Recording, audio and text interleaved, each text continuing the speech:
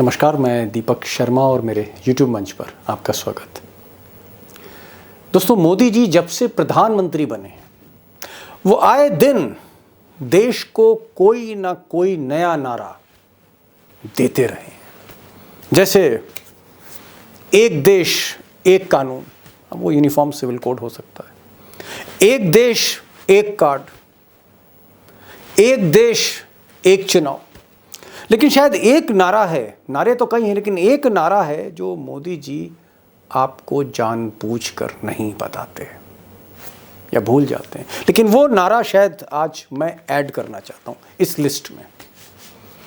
एक नेता एक सेठ, वन लीडर वन बिजनेसमैन। और शायद इसीलिए ये जो सेठ हैं इनके ऊपर चाहे जितने संगीन आरोप लगे, जितने भी तोहमतें लगे, जितने भी सबूत रखे जाएं, इस देश में कोई एजेंसी नहीं और उस एजेंसी में कोई ऐसा अफसर नहीं जो इस सेठ पर हाथ डालते हैं। अब दोस्तों, ये जो सेठ हैं इनका मैं आज जिक्र क्यों कर रहा हूं? जिक्र इसलिए कर रहा हूं क्योंकि आज की जो बड़ी खबर है, जो बिग ब्रेकिंग न्यूज़ है, जो आपसे दिन भर गोदी मीडिया चैनल्स ने, सरकारी चैनलों ने, बड़े बड़े अखबारों ने आपसे जो छुपाई, वो खबर ये है कि पहली बार फॉर द फर्स्ट टाइम किसी विदेशी सरकार ने अडानी को पैसा देने वाली दो कंपनियों को बंद कर दिया है। जहां से खरबों रुपए आ रहे थे, जिन दो कंपनियों से खरबों रुपए हिंदुस्तान आ रहे थे ओवरसीज, उन कंपनियों के, दो कंपनियों के लाइसेंस रद्द कर दिए हैं मॉरिशस की सरकार। और ये भ्रष्टाचार का, एक इंटरनेशनल नेटवर्क का, मनी लॉन्ड्रिंग भी हो सकता है, एक बहुत बड़ा खुलासा है। सोचिए, मामला सुप्रीम कोर्ट में चल रहा है, लेकिन देश की किसी भी एजेंसी, वो चाहे सीबीआई हो, वो चाहे ईडी हो, वो चाहे इनकम टैक्स हो, वो चाहे सेबी हो, वो चाहे डीआरआई हो, किसी भी एजेंसी की हिम्मत नहीं हो कि इस मामले में जांच कर सके। सब चुप हैं, जैसे सबको सांप सूंघ गया हो, क्योंकि नाम अडानी का सामने आया है।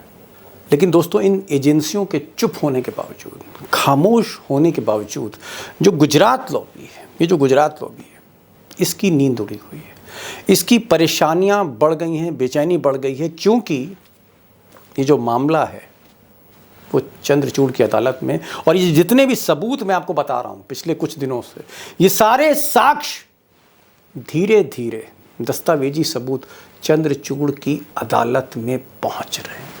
चुनावी साल में सुनवाई है और इसकी जो नेक्स्ट हियरिंग है, अगली हियरिंग कुछ दिन के बाद 13 अक्टूबर 2023 को है, चीफ जस्टिस चंद्रचूड़ की अदालत।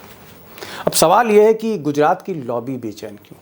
गुजरात की लॉबी इसलिए बेचैन है क्योंकि मोदी जी हर एजेंसी, चाहे वो सीबीआई हो, ईडी हो, इनकम टैक्स हो, सीबीडीटी हो, डीआरआई हो, सारी एजेंसियां मोदी जी की मुट्ठी में। एक आदमी इस देश में मुट्ठी में नहीं है, उसका नाम चंद्रचूड़ है, और उसी की अदालत में ये सबूत रखे जा रहे हैं।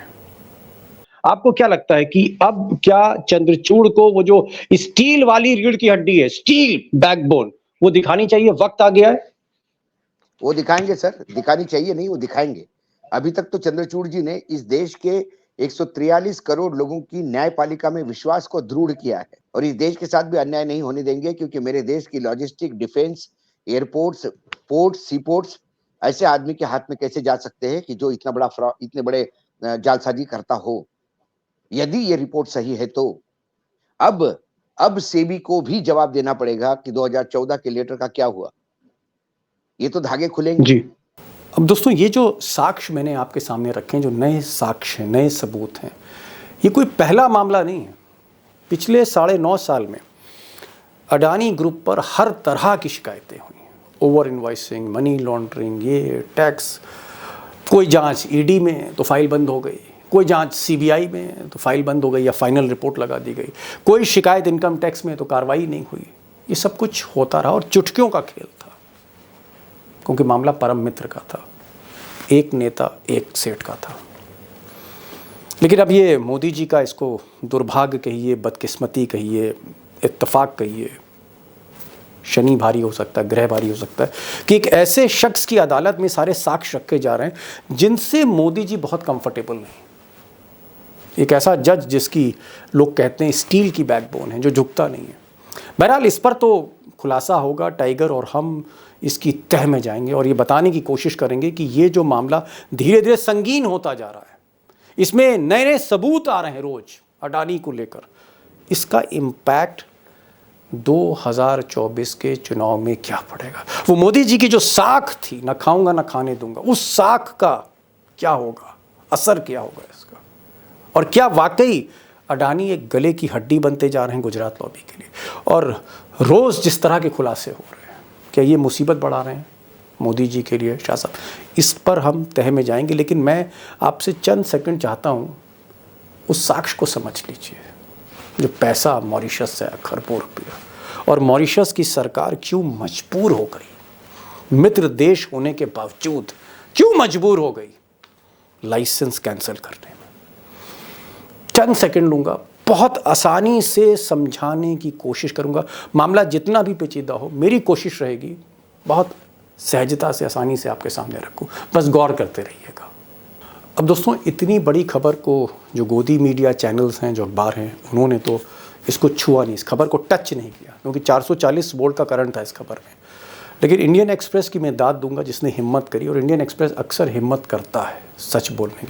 इंडियन एक्सप्रेस से जो खुलासा किया है, और भी एक आध अखबार और वेबसाइट में खुलासा आया है, और खुलासा ये है कि दो कंपनियां, नाम थोड़ा सा मुश्किल है लेकिन मैं बताता हूँ आपको।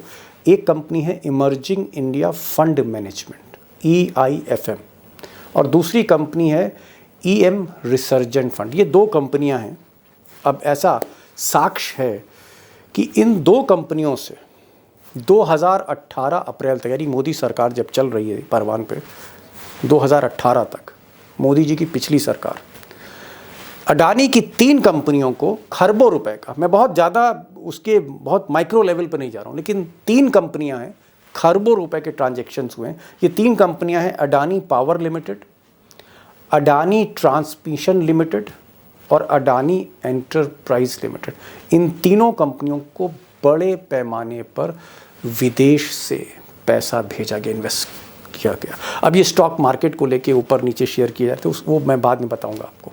बहरहाल इन कंपनियों ने इन्वेस्ट किया, तमाम सवाल उठे, और मॉरिशस सरकार को शक हुआ कि यहाँ पर कुछ गड़बड़ है। और गड़बड़ ये थी कि ये जो कंपनियाँ हैं, इन्होंने अडानी के बारे में जो रिपोर्ट में लिखा है, इन्होंने कोई रिकॉर्ड मेंटेन नहीं किया कि पैसा कहाँ भेज रहे हैं, ये पैसा कहाँ से आ रहा है, किसका पैसा है, कोई चीज़ नहीं बताई, जैसे कोई मनी लॉन्ड्रिंग हो रही हो। और दूसरा, इस रिपोर्ट में कहा गया है कि there was risk of money laundering का रिस्क था। ऐसा लगता था कि जैसे मनी लॉन्ड्रिंग हो रही है, किसी का पैसा कहीं से आके कहीं जा रहा है। और शायद इसीलिए एक जांच करी फाइनेंशियल सर्विसेज कमीशन। अब ये फाइनेंशियल सर्विसेज कमीशन सेबी जैसी संस्था है मॉरिशस सरकार की। जांच हुई और इन दोनों कंपनियों के लाइसेंस रद्द कर दिए गए। जी हाँ, दोनों कंपनियों के पैसा गड़बड़ था, बैड मनी, ऐसा फाइनेंशियल सर्विसेज कमीशन का मानना है। अब दोस्तों, ये खेल तो आप कुछ कुछ समझ गए हैं, लेकिन मोदी सरकार में इस मामले को लेकर पर्दे के पीछे क्या खेल हो रहा है। और दूसरा, 13 अक्टूबर को चंद्रचूड़ की अदालत में जब नए सबूत रखे जाएंगे तो क्या होगा, और इसका असर चुनाव पे क्या पड़ेगा 2024 के, और इंडिया इसको कैसे उठाएगा, राहुल गांधी कैसे उठाएंगे, क्या इम्पैक्ट होगा। क्या वाकई आज की तारीख में गांव-गांव में अडानी की चर्चा हो रही है? क्या गांव-गांव, कस्बे-कस्बे में लोग कहते हैं कि क्या मोदी जी इस आदमी को बचा रहे हैं, नेता सेठ को बचा रहा है? ऐसी चर्चा है। और इसके परिणाम क्या होंगे, दुष्परिणाम क्या हो सकते हैं, गुजरात लॉबी क्यों परेशान? मुझे लगता है ये सारे जो सवाल हैं एक बड़ा सवाल खड़ा करते हैं 2024 और मोदी पर। और मुझे लगता है टाइगर से बेहतर कोई नहीं है। तो सीधे चलते हैं नागपुर, अशोक वानखेड़े टाइगर के पास, और आसानी से समझने की कोशिश करते हैं इस बड़े सवाल को। टाइगर, जो पहला सवाल मेरा है, जो मुझे समझ नहीं आ रहा, मुझे लगा कि क्योंकि मैं समझा नहीं पा रहा हूं तो टाइगर ही समझाएं लोगों को, एक चीज समझ में नहीं आ रही कि अडानी को लेकर 2014 में सबसे पहले वित्त मंत्रालय की एजेंसी डीआरआई ने चिट्ठी लिखी कि साहब ये घपला कर रहे हैं, गड़बड़ कर रहे हैं, विदेश से पैसा ला रहे हैं। उसके बाद संसद में हंगामा हुआ, राहुल गांधी की तो सदस्यता ही चली गई। उसके बाद सुप्रीम कोर्ट में कमेटी बनी, चंद्रचूड़ जैसे जज ने कहा, चीफ जस्टिस ने कहा कि भाई गड़बड़ हो रहा है, इसकी जांच करिए। अब मैं देख रहा हूं कि साहब जो मॉरिशस की एजेंसी है, सेबी की तरह रेगुलेटरी अथॉरिटी, जिसको फाइनेंशियल सर्विसेज कमीशन कहते हैं, इसने जांच करी और अडानी को पैसा देने वाली दो कंपनियों को इसने उसका लाइसेंस कैंसिल कर दिया। तो संसद में हंगामा हो रहा है, वित्त मंत्रालय चिट्ठी लिख रहा है, डीआरआई चिट्ठी सेबी को लिख रही है, सुप्रीम कोर्ट कह रहा है। अरे भाई, ऐसे कौन से सुरखाब के पर लगे हैं कि हिंदुस्तान में किसी की हिम्मत नहीं हो रही है कि बही खाता खंगाल के देख ले अडानी का। देखिए दीपक भाई, one nation, one election, one leader, one industrialist. One leader, number one leader, one industrialist, और वो इंडस्ट्रियलिस्ट है गौतम अडानी। उसके लिए कितने हद तक लोग नीचे गिर सकते हैं, उसका बेहतरीन उदाहरण जो मॉरिशियस की फाइनेंशियल सर्विसेज ने, मतलब Mauritius financial commission, FSc commission ने जो निकाला है, हाँ एफएससी ने जो निकाला है, एमएफएससी, उसका फाइंडिंग आने के बाद लगता है कि दुनिया में थोड़ी मोरालिटी है, जन की नहीं तो मन की तो है। यहाँ तो मन की भी नहीं है, जन की भी नहीं है, बेशरम हो चुके हैं लोग। जब हिंडनबर्ग की रिपोर्ट आई, सिंपलिसिटी में बता रहा हूं, हिंडनबर्ग की रिपोर्ट आई, तो हिंडनबर्ग शॉर्ट सेलर है, वो प्रॉफिट कमाने के लिए करता है, ये एक बाजू है उसकी। लेकिन उसने जो तथ्य सामने रखे हैं, वो यदि इस देश के लिए बहुत घातक है। मनी लॉन्ड्रिंग से लेके बहुत सारे शेल कंपनीज की बात करते हैं, और एक ऐसे कंपनी की बात करते हैं कि जो हमारे यहाँ डिफेंस लॉजिस्टिक बहुत अहम चीज पे बैठा हुआ है। तो कम से कम थोड़ा तो सरकार को कॉशियस होना चाहिए। टाइगर, अब ये जो नए खुलासे हुए हैं, जिस तरह से खुलासा मॉरिशस की सरकार ने कर दिया है, अडानी में पैसा लगाने वाली दो कंपनियों के लाइसेंस कैंसिल कर दिए, यानी उन्होंने घपला पकड़ लिया कहीं ना कहीं। एक घपला हिंडनबर्ग ने दिखाया, इसके अलावा डीआरआई की एक चिट्ठी गई जिसमें यूके सिन्हा को कहा गया था कि अडानी ने इतने हजार करोड़ का घपला किया, इस पर जांच करिए। 3-4 सबूत अब चंद्रचूड़ की अदालत में आ चुके हैं। अक्टूबर में इस केस की फिर से सुनवाई। आपको लगता है कि अडानी चंद्रचूड़ की अदालत में अब उनको मुश्किलों का सामना करना पड़ेगा? चंद्रचूड़ है सामने, दस्तावेज है, और अडानी खड़े हैं। आपको क्या लगता है कि अब क्या चंद्रचूड़ को वो जो स्टील वाली रीढ़ की हड्डी है, स्टील बैकबोन, वो दिखानी चाहिए? वक्त आ गया है। वो दिखाएंगे सर, दिखानी चाहिए नहीं, वो दिखाएंगे। अभी तक तो चंद्रचूड़ जी ने इस देश के 143 करोड़ लोगों की न्यायपालिका में विश्वास को दृढ़ किया है। उन्होंने बता दिया है कि वो न्यायपालिका के चेयर पर बैठते हैं तो वो अन्याय किसी के साथ होने नहीं देंगे, और इस देश के साथ भी अन्याय नहीं होने देंगे, क्योंकि मेरे देश की लॉजिस्टिक, डिफेंस, एयरपोर्ट्स, पोर्ट्स, सी पोर्ट्स ऐसे आदमी के हाथ में कैसे जा सकते हैं कि जो इतना बड़ा फ्रॉड, इतने बड़े जालसाजी करता हो। यदि ये रिपोर्ट सही है तो अब सेबी को भी जवाब देना पड़ेगा कि 2014 के लेटर का क्या हुआ। ये तो धागे खुलेंगे जी। उसके बाद मॉरिशस गवर्नमेंट ने जो अभी इनके लाइसेंस कैंसिल किए हैं, उसके लाइट में भी पूछा जाएगा अडानी जी को कि जिन कंपनियों के लाइसेंस कंपनी का कैंसिल किए, जिन्होंने इलीगल काम किया है, गैर कानूनी काम किया है, तभी लाइसेंस कैंसिल हो गए। ये गैर कानूनी काम करने वाले लोगों का पैसा आपके यहाँ लगा, तो आपने उसका क्या किया? ये तमाम सवाल के जवाब देने होंगे। जी टाइगर, आप लगातार भ्रमण कर रहे हैं। आज इस वक्त आप महाराष्ट्र में हैं, उससे पहले आप मध्य प्रदेश में थे, फिर आप उत्तर प्रदेश में थे, बीच में आप गुजरात में 3 दिन थे, राजस्थान में थे। आप लगातार दौरा कर रहे हैं, लोगों से मिल रहे हैं, पत्रकारों से मिल रहे हैं, नेताओं से मिल रहे हैं। अडानी को लेकर इस वक्त मोदी जी का परसेप्शन क्या है? लोग अब मोदी जी और अडानी के रिश्तों को लेकर क्या कहते हैं? क्या आपको इसका असर दिखता है कहीं जमीन पर जब आप लोगों से मिलते हैं? बिल्कुल, देखिए जब बोफोर्स हुआ तो बोफोर्स क्या है ये कई लोगों को पता नहीं था, लेकिन बोफोर्स देश में कुछ गड़बड़ हुई, ये परसेप्शन लोगों के बीच में पहुंच गया था। आज लोगों को पता है कि अडानी ने कुछ गड़बड़ किया है, और मोदी जी अडानी जी को प्रोटेक्ट कर रहे हैं। मोदी जी ही अडानी ही मोदी जी के आदमी है, मोदी जी अडानी जी एक है, ये परसेप्शन गांव-गांव तक पहुंचा है। और इस परसेप्शन जी का रिप्लाई देना भारतीय जनता पार्टी के उन नेताओं को जो बूथ पे काम करते बेचारे जो कार्यकर्ता होते हैं, उनको बड़ा मुश्किल पड़ रहा है। बहुत कार्यकर्ता मुश्किल क्या कहते हैं आपसे अडानी के सवाल पर? क्या क्या करते हैं, तो वो बोलते कि क्या कर देना चाहिए, ये इतना बहुत गड़बड़ हो रहा है, पता नहीं क्या है भाई, हमको तो पार्टी का जी काम करना है। लेकिन असहज स्थिति में चले जाते हैं, करप्शन जी की बात करने में असहज स्थिति में चले जाते हैं, क्योंकि करप्ट लोगों को आपने गले लगाया है। आप परिवारवाद जी की बात करते हैं तो आप असहज स्थिति में चले जाते हैं, क्योंकि आप फिर दूसरी जगह चले जाते हैं। जी। आपको लगता है कि जब से ये अडानी का प्रकरण आया है और कांग्रेस ने करप्शन पर हमला बोला है मोदी सरकार पे, जैसे हमने देखा करप्शन की लड़ाई कर्नाटक में कांग्रेस ने उठाई और उस लड़ाई में वो जीती। मध्य प्रदेश में मैं देख रहा हूं, जहां आप 2 दिन पहले थे, कि वहां पर भी करप्शन की बात हो रही है कि 50% कमीशन वाली सरकार है, मामा को लोग ऐसा कह रहे हैं। और इसी तरह के मुद्दे जो हैं और भी स्टेट्स में उठाए जा रहे हैं। क्या चुनावी साल में अडानी का ये जो प्रकरण है, ये जो पूरा एपिसोड है, जिसको आप कह रहे थे कि सरकारी दामाद है, क्या गुजरात लॉबी के लिए अडानी अब गले की हड्डी बन गए? गुजरात लॉबी के लिए ये गुजराती गले का हड्डी बन गया है। मैं बता दूं आपको, अडानी जी गांव-गांव पहुंच गए हैं। हर जी ग्रामीण क्षेत्र में जिस महिला को, जो घरेलू महिला है, उसको भी मालूम है कि कोई अडानी नाम का भयंकर कांड हो गया है। उन्हें ये पता नहीं शेल कंपनी, मनी लॉन्ड्रिंग, ये कुछ पता नहीं। उन्हें ये भी पता है कि मोदी जी हर रोज ईडी मोदी जी की इसको उठा, उसको उठा, उसको पकड़ चलते रहती है, सारे देश में छापे चलते रहते हैं। लेकिन मोदी जी के साथ में बैठे हुए लोग ये कर रहे हैं और मोदी जी क्यों चुप है, लोग ये भी सवाल पूछते हैं। जी। नरेंद्र मोदी जी क्या का एक नरेंद्र मोदी जी के ऊपर 10 ये हो सकते हैं, लेकिन नरेंद्र मोदी जी के ऊपर एक बड़ा उनके यूएसपी था कि उनके ऊपर कोई छींटा नहीं था, भ्रष्टाचार? भ्रष्टाचार का कोई छींटा नहीं था।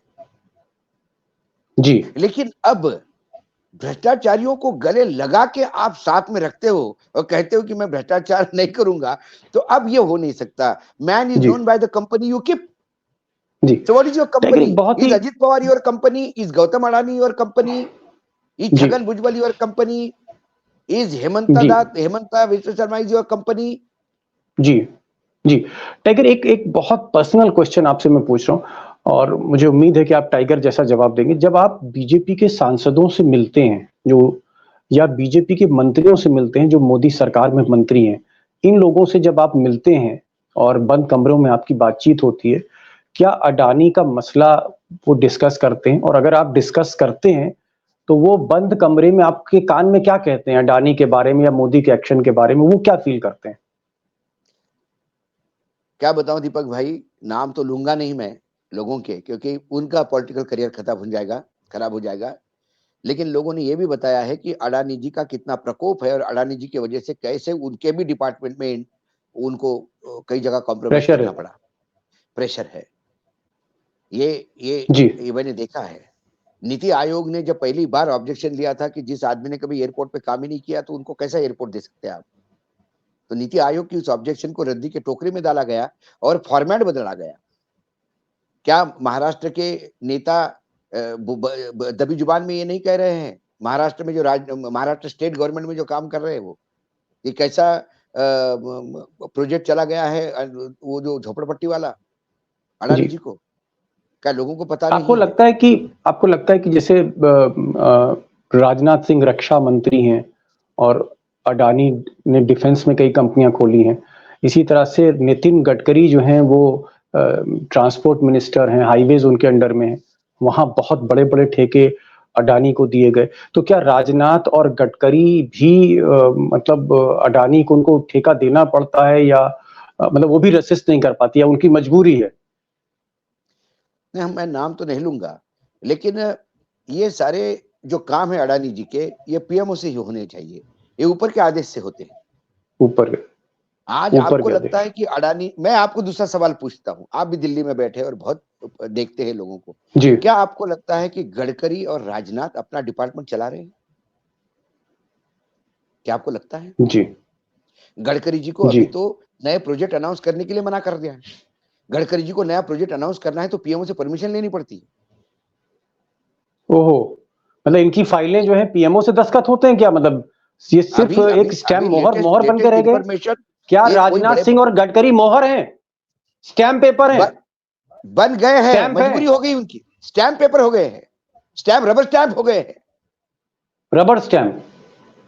मैं इसलिए कह रहा हूं कि एक बहुत बड़े पत्रकार गडकरी जी को मिलने गए थे हाल ही में, जी। किसी रोड का ही मसला था, उन्हीं के अपने पितृक गांव का। उन्होंने मुझे बाहर आके कहा कि आप गडकरी जी से कब मिले? मैंने बोला मेरा तो काफी दिनों से मिलना जुलना बंद है सब। उन्होंने कहा आपको पता है कि अब नए प्रोजेक्ट अनाउंस करने के लिए उनको मना किया गया है? मैंने बोला एक खबर है मेरे लिए, आपने जब यदि बताई तो। बोले मैं स्वयं बात करके आया हूं इसलिए मैं नहीं बोलूंगा, लेकिन आप बोल सकते हैं, ये इन्फॉर्मेशन मैंने आपको दी है। ये जब मैं सुनता हूं मतलब तब तब मुझे समझ में आता है कि चीजें कैसी मूव हो रही इस देश में। डिफेंस जी, मिनिस्ट्री तो पर्रिकर के समय ही क्या था कि वो डिफेंस मिनिस्टर गोवा में मछली खरीद रहे हैं अपने घर के लिए, तो इधर और राफेल राइफल का खरीदना डील चाह रहा होता है। है, और उसको जब पूछते हैं कि राइफल खरीदा तो बोलता है what rifle, which rifle, when rifle. जी, मतलब आप कह रहे हैं कि उस वक्त के डिफेंस मिनिस्टर और मनोहर पर्रिकर बड़ी ईमानदार छवि, आईआईटी के वो एक इंजीनियर रहे, उनका बड़ा सम्मान, सादगी का जीवन जीते थे। मैंने खुद उनको बतौर मुख्यमंत्री स्कूटी पे चलते देखा है। आप ये कह रहे हैं कि डिफेंस मिनिस्टर गोवा गया हुआ है, अपनी कंस्टिट्यूएंसी गया हुआ है, वो मछली खरीद रहा है और उसकी पीठ के पीछे राफेल खरीदा जा रहा है, ये कहना चाह रहे हैं आप? यस, टेलीविजन चैनल वालों ने वही पकड़ा उनको, सर राफेल डील हो गई है। उन्होंने कहा what Rafale, which Rafale, I don't know. जी, खैर खैर बहुत ये जो आप चीज़ें बता रहे हैं, बहुत ही मुझे लगता है कि जो भी दर्शक हमारे दोस्त सुन रहे होंगे, उनको लग रहा होगा कि सरकार चल कैसे रही है। ये प्रचंड बहुमत की सरकार में कहीं कोई डेमोक्रेसी नहीं, लेकिन एक अंतिम सवाल मैं आपसे ज़रूर करना चाहूँगा और मैं इस नतीजे और निष्कर्ष पे पहुँचा हूँ कि अडानी वाक़ई भले वो दामाद ना हो, लेकिन सरकारी मैंने दामाद की स्थिति में है। मैंने मैं एक चीज़ आपको पूछना जी, दीपक भाई, मैंने जी, आपको पिछले शो में कहा था कि अडानी जी का कोई बाल भी बाका नहीं कर सकता इस देश में जब तक मोदी जी है। तब जी, मैंने आपको श्री कृष्ण का वो गीता का कथन भी बताया था कि जब अर्जुन को वो बताते हैं कि मैं कौन हूं, तो वो कहते हैं कि मैं जानवरों में सिंह हूं, पेड़ों में पीपल हूं, नरों में अर्जुन हूं। तो ऐसे ही हमारे प्रधानमंत्री उद्योगपतियों में अडानी हैं। अवतार हैं Adani, Modi ji. Last last question tiger, last question, काफी बातें आपने बताई। एक जिज्ञासा, और ये दोस्तों की तरफ से एक जिज्ञासा है, मन में ऐसा ख्याल आ रहा है, मुझे लगा कि भाई कौन कितना ताकतवर है। क्या हम ये माने कि मोदी जी के बाद इस देश में आज की तारीख में अमित शाह है नंबर 2, तो क्या नंबर 3 राजनाथ सिंह नहीं है? नंबर 3 नितिन गडकरी नहीं है? नंबर 3 जेपी नड्डा नहीं है? नंबर 3 मोहन भागवत नहीं है? नंबर 3 गौतम अडानी है क्या? इस पूरे देश में नंबर 1 पे नरेंद्र मोदी जी हैं, और 1 नंबर से 10 नंबर के बीच में कोई नहीं है। फिर बाकी सब 10वें नंबर से शुरू होते हैं। 1 से 9 तक मोदी ही है।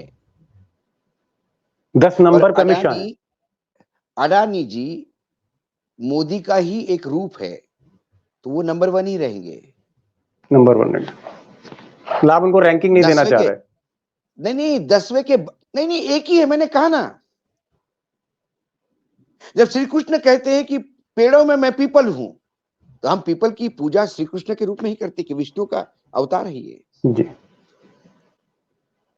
तो आज कोई आपको इन्वेस्टर, आज कोई इन्वेस्टिगेशन एजेंसी, आज कोई नेता इस देश का, आज कोई इस देश का मतदाता क्या अडानी जी को अलग आइडेंटिटी के साथ समझता है क्या?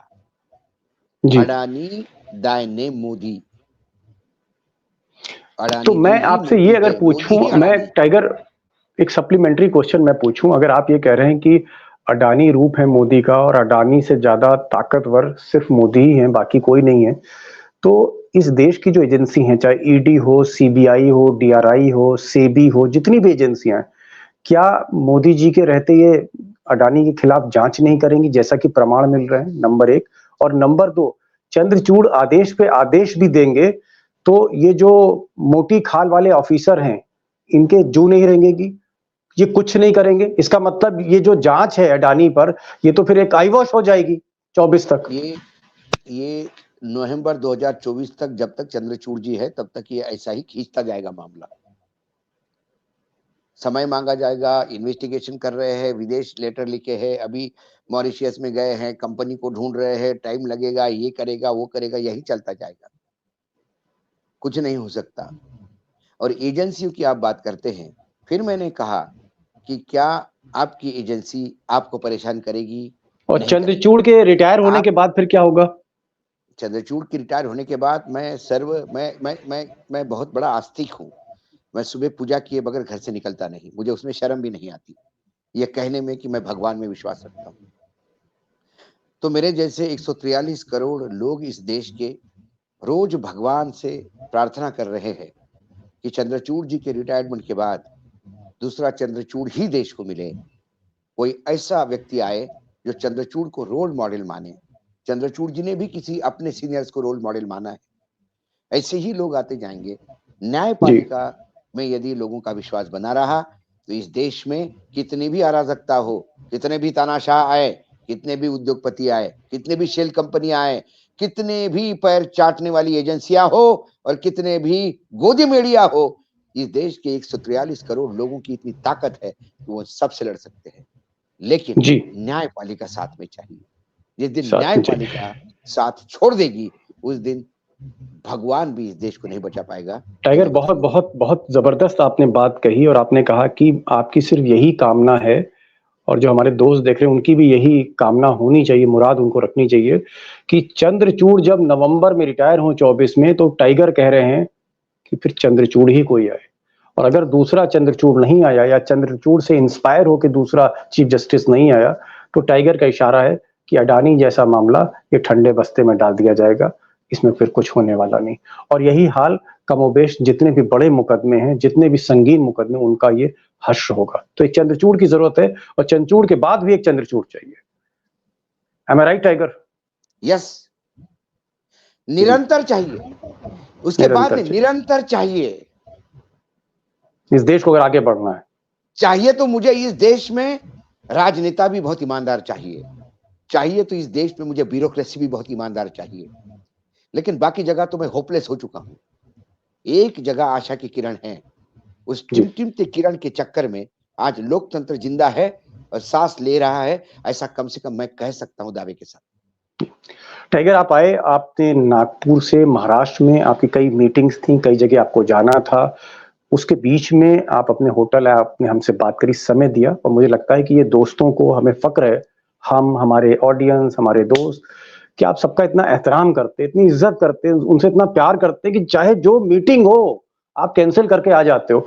मैं वाकई आपको सल्यूट करता हूं और आपके इस जज्बे को सल्यूट करता हूं कि सच बोलने के लिए टाइगर जो है कहीं भी, चाहे वो कोई भी समझौता नहीं करते, समय जो है आप देते हैं हमारे दोस्तों को। बहुत बहुत शुक्रिया टाइगर, बहुत बहुत बहुत बहुत, so nice of you, thank you so much sir.